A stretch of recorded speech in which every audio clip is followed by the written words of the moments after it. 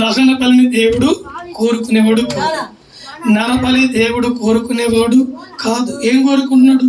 విరిగి నలిగిన హృదయాన్ని దేవుడు కోరుకుంటున్నాడు. పశ్చాత్తాపము కలిగి ప్రార్థన చేసే హృదయాన్ని దేవుడు కోరుకుంటున్నాడు.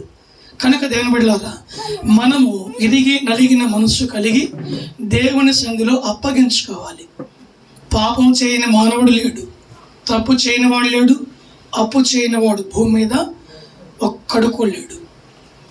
ఎంతటి ధనవంతుడైనా అప్పు చేయాల్సింది, ఎంతటి నీతిమంతుడైనా ఒకానొక సమయంలో తప్పు చేయాలి. తప్పు చేసిన ఆ తప్పుని సమర్థించుకోకుండా సరి చేసుకోవాలి. ఏం చేయాలి?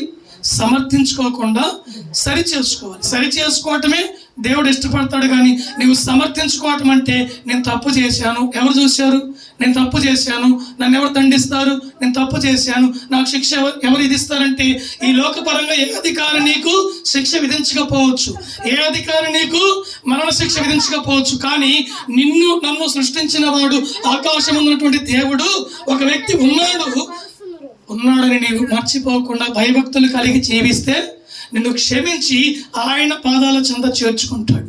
ఆమేన్, హల్లెలూయా. ఇలాంటి మనసు నీవు కలిగి ఉంటే దేవుడు నిన్ను అంగీకరిస్తాడు. ఎలాంటి సమయంలో ప్రార్థన చేశాడు? పాపము చేసి క్షమించమని ప్రార్థన చేశాడు. ఓకేనా?